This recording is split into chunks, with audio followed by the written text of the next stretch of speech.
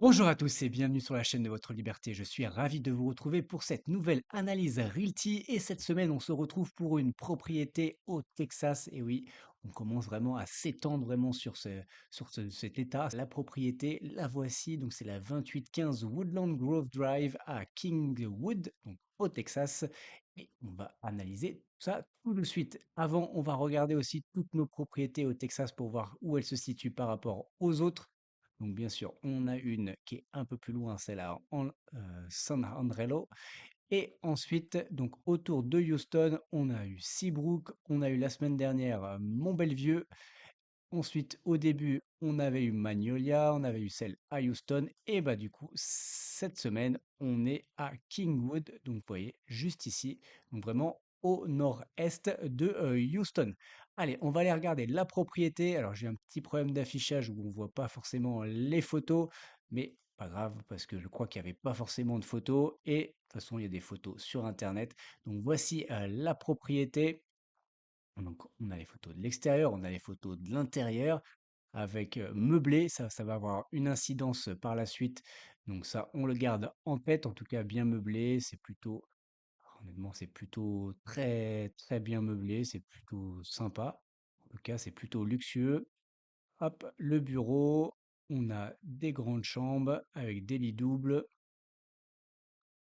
On a aussi les fans, ça c'est important, notamment sur les périodes de forte chaleur. On va aussi en parler. On a des chambres d'enfants, les salles de bain, le jardin qui est un très grand jardin. Vous avez même un terrain de volley dans le jardin.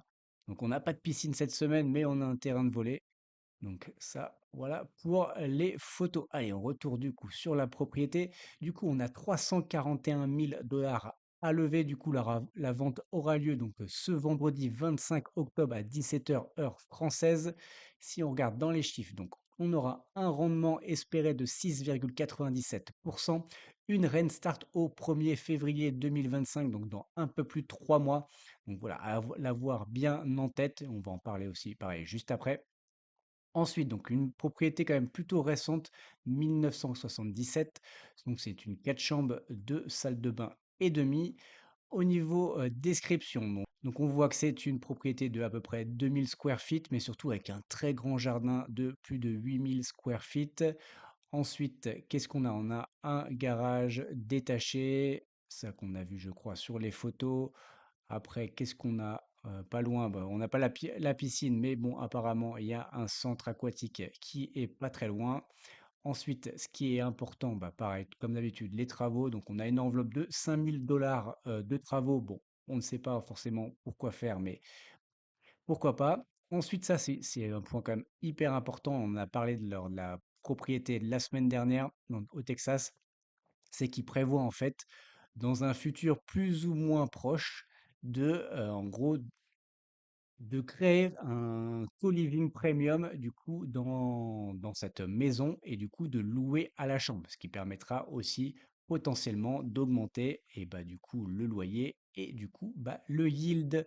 Voilà. Bon, en tout cas, c'est une stratégie. Oui ou non, on ne sait pas si ça sera fait. Forcément, ce sera mis au vote, à mon avis, par les token holders de cette propriété. Et voilà, bah, à vous de vous positionner ou pas si vous achetez cette propriété et ensuite est-ce que vous voudrez qu'on change cette stratégie? Voilà, il y a les avantages et les inconvénients avec une telle stratégie. Allez, on va aller voir les données financières. Donc le loyer, aujourd'hui avec une stratégie plutôt classique, donc est de 3050 dollars. On va regarder juste les petits frais parce que c'est vrai que c'est assez important en général les taxes au Texas. Et là, on a quand même 500, à peu près 550 dollars de taxes. Donc c'est moindre que ce qu'on a pu déjà voir. On avait vu jusqu'à du 800 dollars par mois de taxes. Mais là, c'est bon, voilà, ça reste quand même beaucoup plus élevé que ce qu'on peut connaître notamment à Détroit. Ensuite, eh ben, on va aller voir les données financières d'achat. Donc, on achète la propriété 295 000 dollars. Donc, on a vu qu'il y avait 5 000 dollars, notamment de travaux, en tout cas enveloppe travaux, et une réserve de maintenance de 6 000 dollars. Donc, est-ce que ça peut aussi servir à adapter la propriété eh ben, justement à du co-living? Parce qu'on a vu, bah, pour l'instant, on a des chambres bah, pour une famille classique, hein. Donc, on a des lits doubles dans certaines chambres, certes. Mais bon, voilà, là, après, on a des chambres d'enfants avec des lits simples. Est-ce que finalement, enfin voilà, va falloir l'adapter, va falloir créer une vraie chambre aussi bah, d'adulte, hein, avec un lit double, avec un bureau. Donc, va falloir racheter des meubles. Donc, en tout cas, voilà, va falloir réadapter tout ça. Et si on veut vraiment du premium premium, bah, juste deux machines, ça va pas suffire. Il va falloir voilà, faire aussi peut-être en tout cas, d'autres activités, voilà, en tout cas, il faut faire, un peu plus à mon avis, si on veut vraiment créer un co-living, premium. Ensuite et bah, moi je crois qu'on a à peu près tout vu. On va aller voir du coup si c'est cohérent, en tout cas ce prix d'achat, si ce loyer est cohérent et on va aller étudier après, le quartier.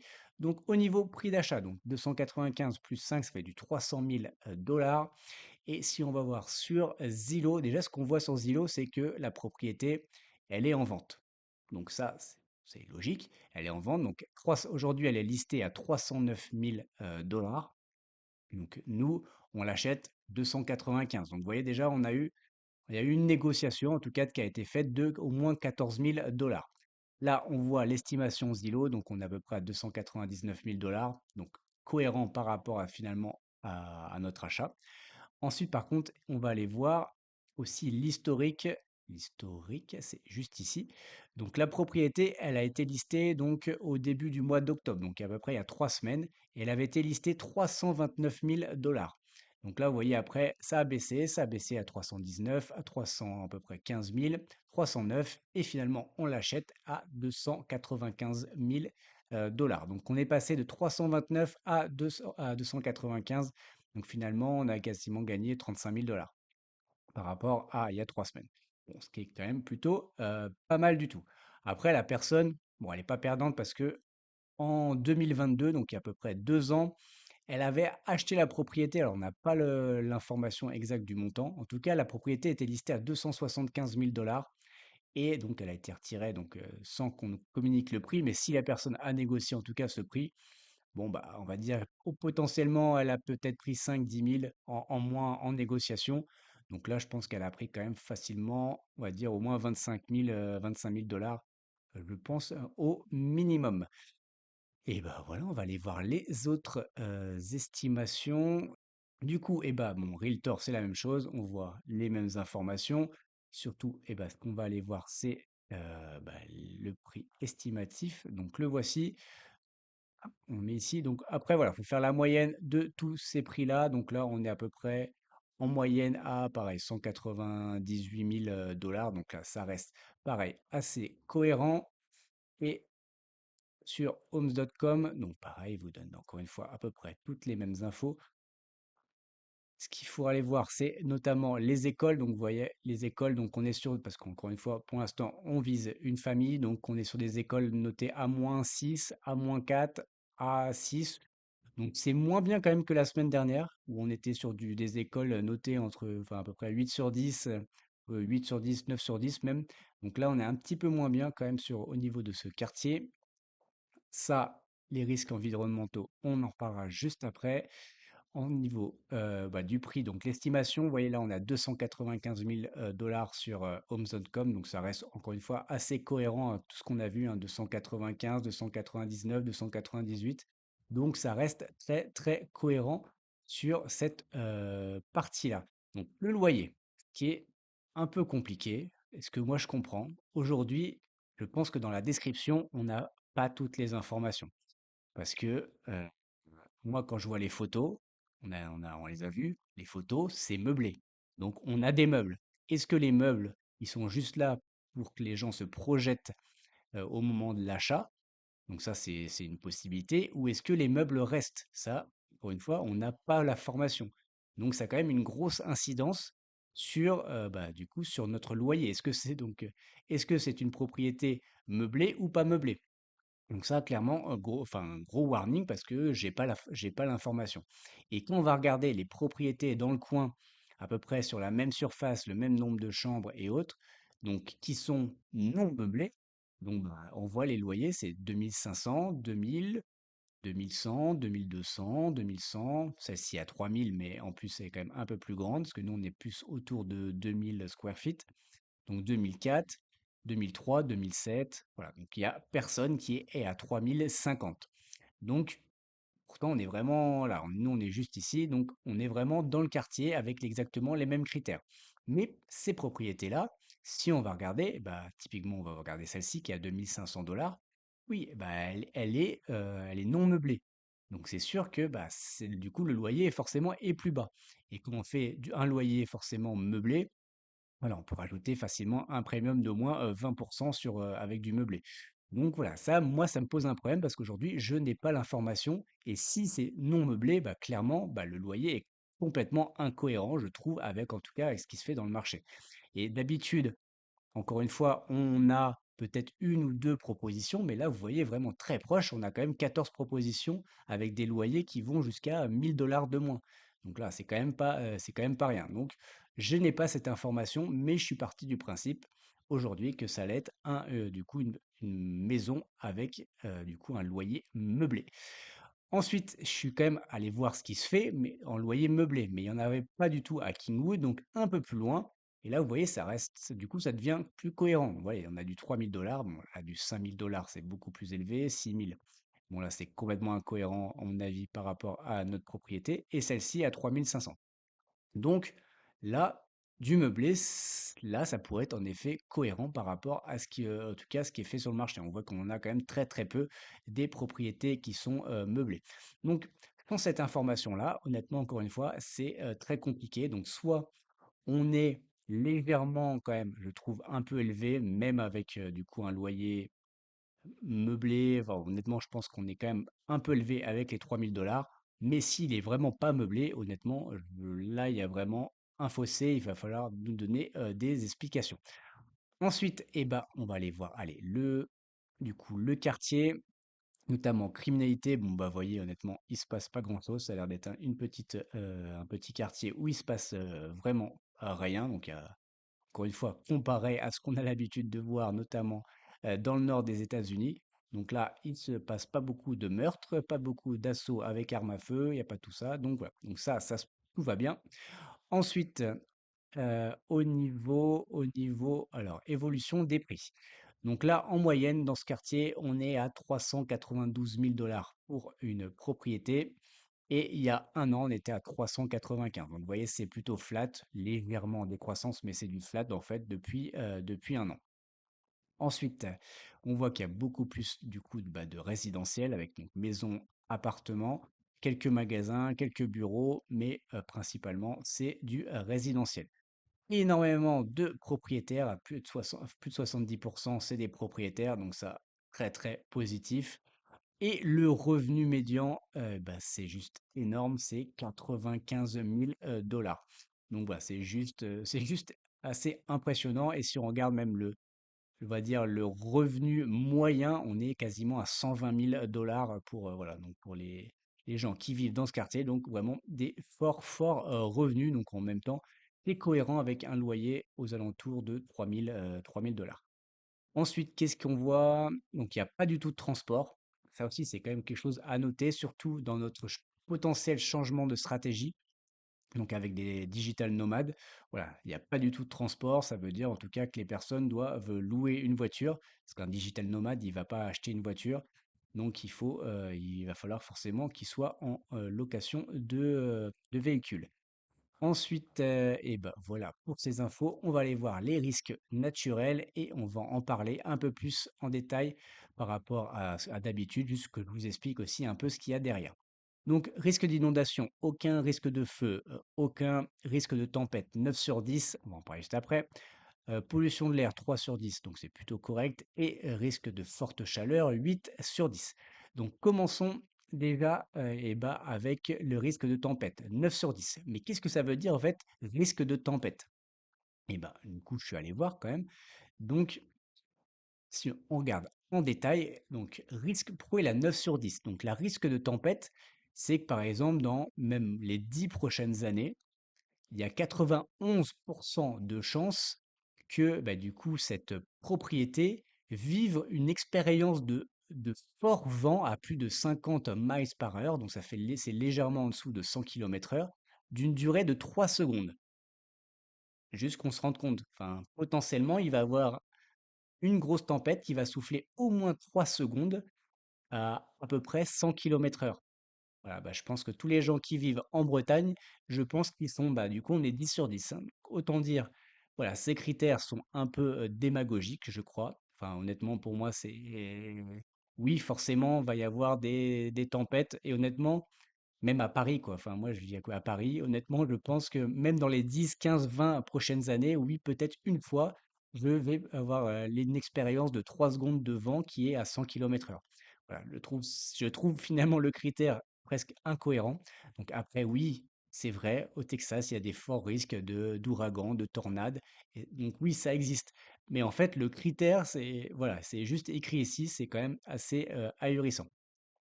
Ensuite, risque de forte chaleur. Donc, si on regarde, qu'est-ce qu'une forte chaleur?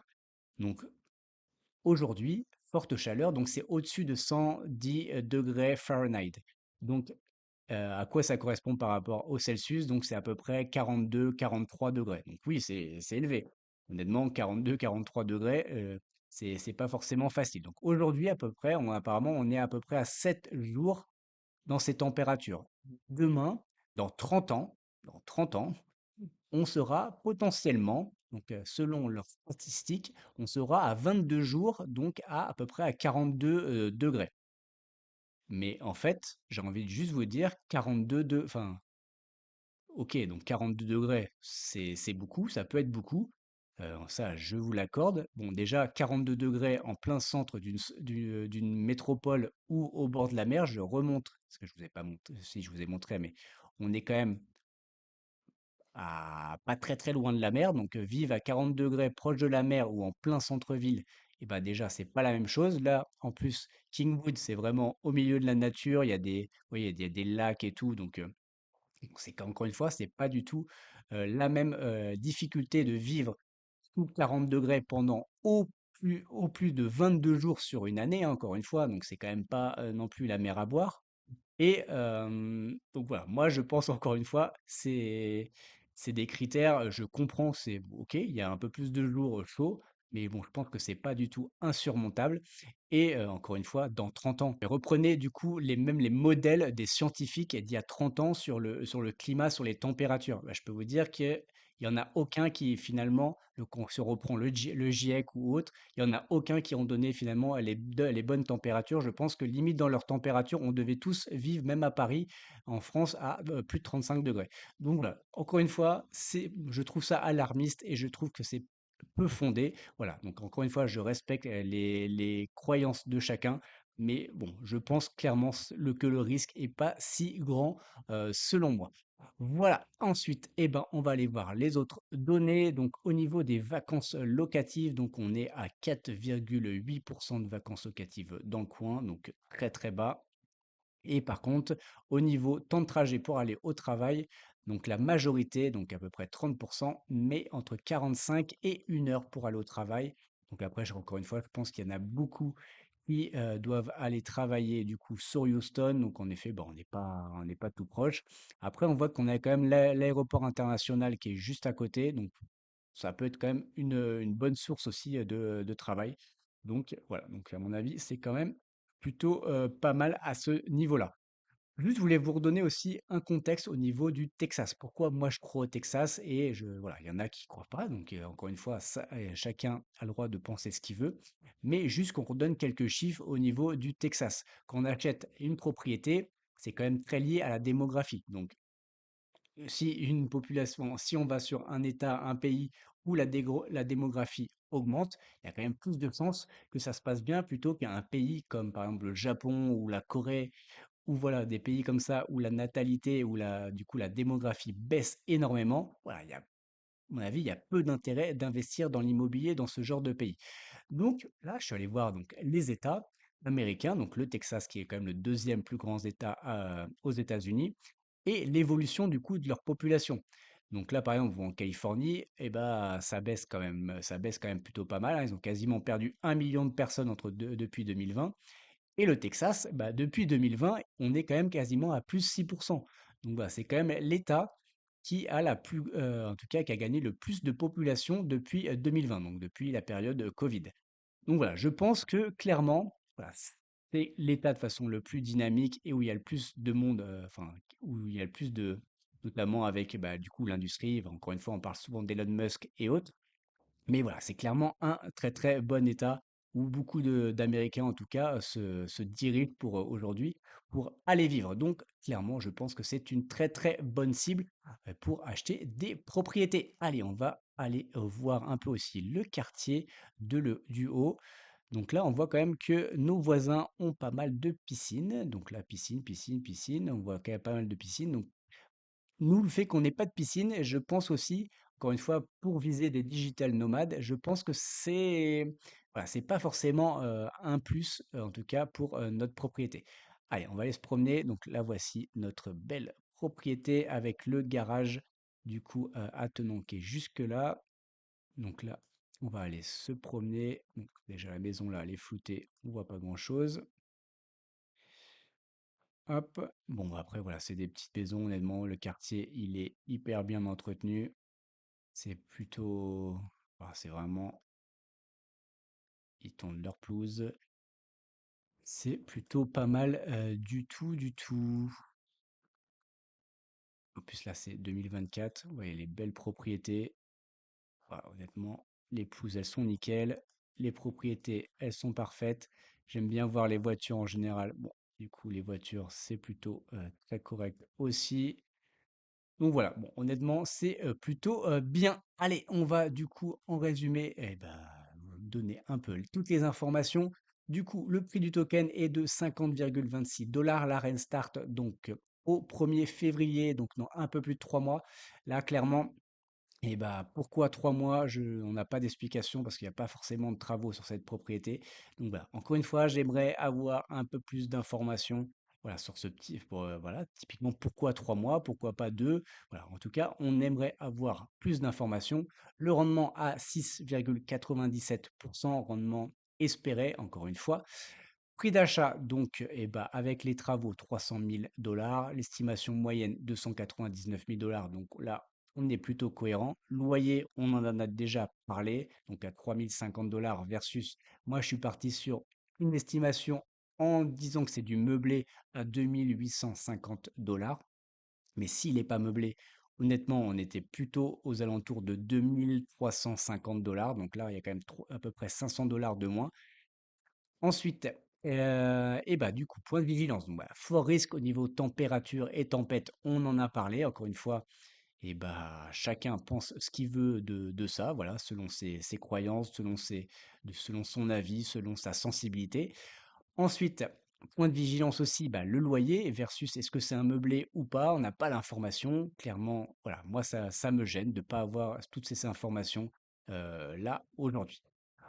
Au niveau, point positif, donc ça reste quand même une très belle maison, bien entretenue, quand même assez récente, hein, 1977. Ça reste, voilà, 45 ans, ça reste quand même une plutôt belle, propriété dans un très bon quartier. Voilà, c'est un petit peu moins bien que la semaine dernière au niveau du quartier, mais ça reste quand même un très, très bon quartier. Donc on a vu, il y a quand même des très bonnes écoles, il y a plein de parcs, il y a plein d'activités aux alentours.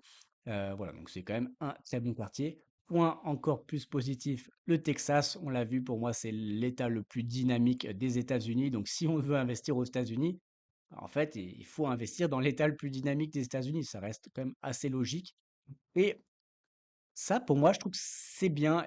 Il y a un point plutôt positif, c'est qu'il y a une option B envisagée, en tout cas pour la location. Ok, aujourd'hui, on fait une location plutôt classique avec voilà, une famille, des enfants donc qui nous tire un rendement quand même qui est plutôt très bon pour du Texas, pour une maison patrimoniale.